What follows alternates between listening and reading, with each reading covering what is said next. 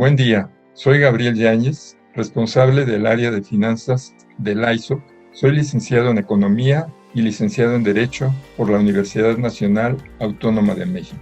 En esta ocasión abordaré un tema de la mayor relevancia para la situación actual de México, como es el de la recesión económica vinculada con la pandemia que nos afecta a todo el mundo.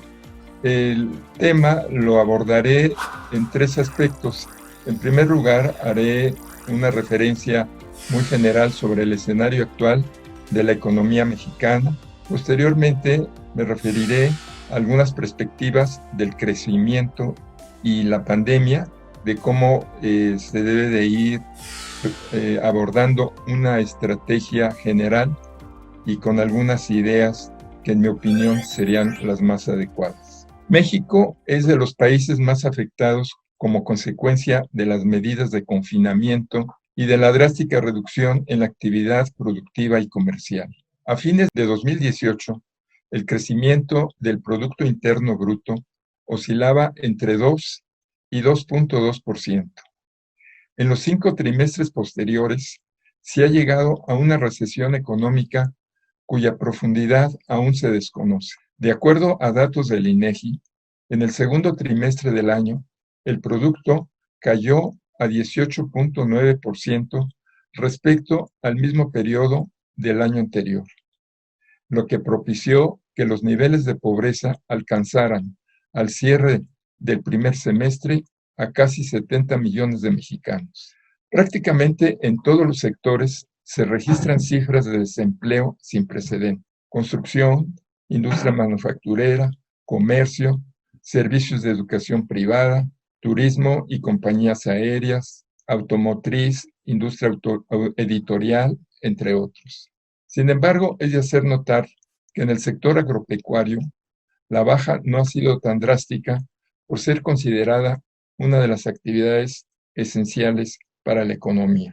El sector hotelero, por ejemplo, registró un desplome de 72% y los 90,000 restaurantes que hay en todo el país han dejado sin trabajo a 300,000 personas. Por su parte, los trabajadores del sistema bancario no han quedado fuera de esta crisis, toda vez que a fines de abril los 51 bancos comerciales habían cancelado poco más de 9,000 plazas respecto a las que tenían en marzo, hecho que además se vincula con el cierre de sucursales. Los migrantes han resentido también los efectos causados por esta pandemia, lo que se explica por las disminuciones en los ingresos que envían a sus familias. En abril, el Banco Mundial publicó un reporte en el que proyecta que las remesas globales caerán 20% este año, siendo la peor caída en la historia.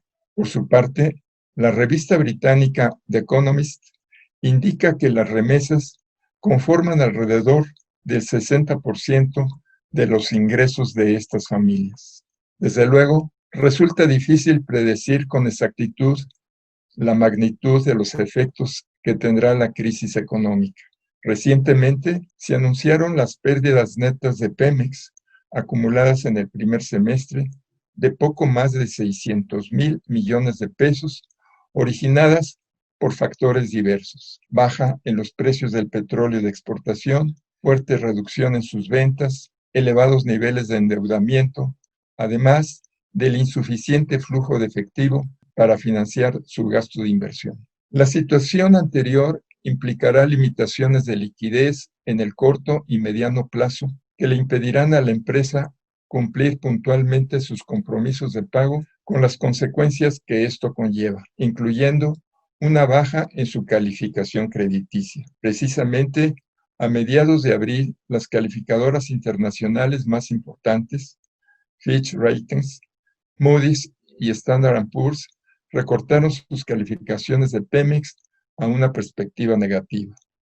De igual modo, es preocupante el hecho de que estas instituciones hayan bajado la calificación a México, asignándole perspectiva negativa, lo que indica que la nota soberana puede ser ajustada nuevamente en los próximos 18 meses. Bajo estas circunstancias, las expectativas económicas en el corto plazo no son favorables. La Secretaría de Hacienda y Crédito Público acaba de ajustar su proyección de crecimiento de menos 3.9 a menos 7.4%. Por su parte, el Fondo Monetario Internacional ha pronosticado que la caída del Producto Interno Bruto será de menos 10.5% y que inclusive podría ser mayor. Esto es importante si comparamos que las estimaciones de crecimiento a nivel mundial andan entre menos 3 y menos 4%. Desde luego que es altamente improbable que al finalizar el año pudiera registrarse un repunte económico y menos por la amenaza que existe de una segunda ola de contagios del COVID-19. Ante la imperiosa decisión de optar por salvar más vidas y menos la economía, no se distingue una estrategia sólida y eficaz por parte del gobierno federal que aminore los efectos de la crisis del coronavirus, la cual ha tenido repercusiones económicas devastadoras en los ingresos de las familias y las empresas. Si analizamos las cifras que diariamente se dan a conocer sobre el número de nuevos contagios y de fallecimientos en todo el país, resulta evidente que las medidas adoptadas desde febrero no han sido las más apropiadas para controlar con mayor rapidez la pandemia, con el agravante adicional de que existe una enorme desconfianza sobre la veracidad de la información divulgada por las autoridades del sector salud.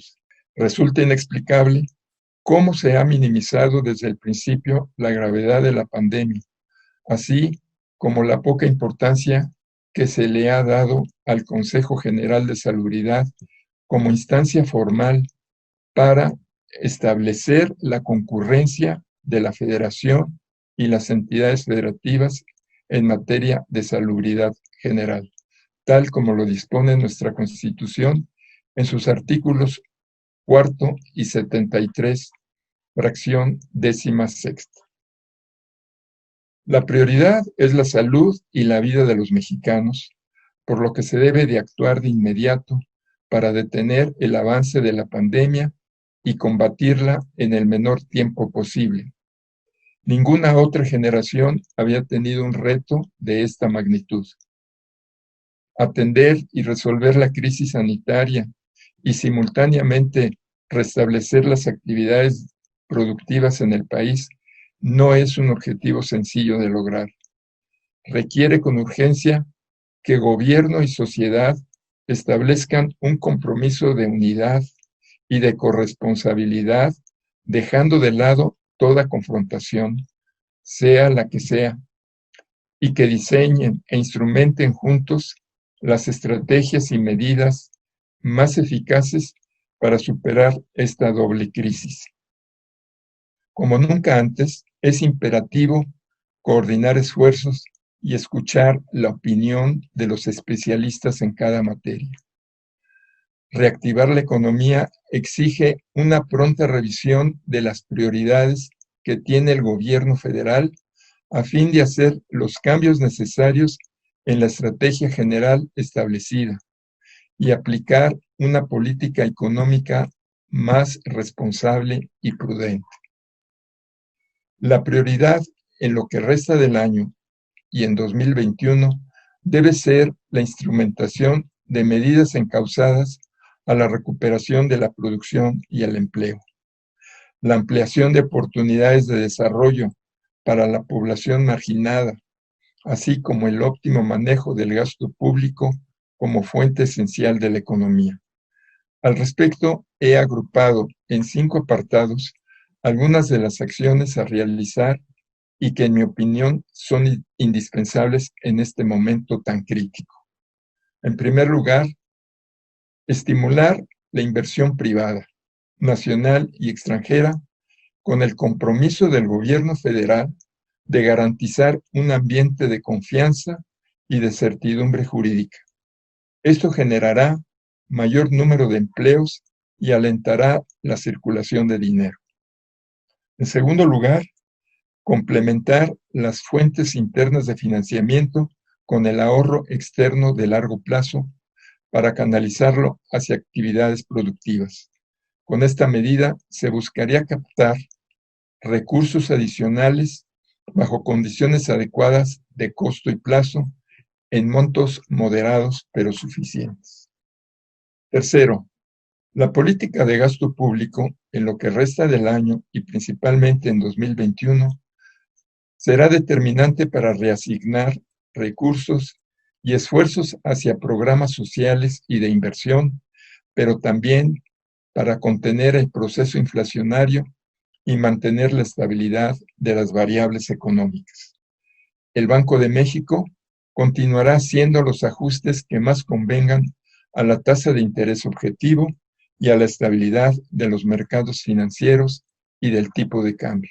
Cuarto, revisar los resultados de los 17 programas sociales creados por la actual administración a fin de evaluar los efectos reales que han tenido sobre la economía nacional, sean positivos o negativos.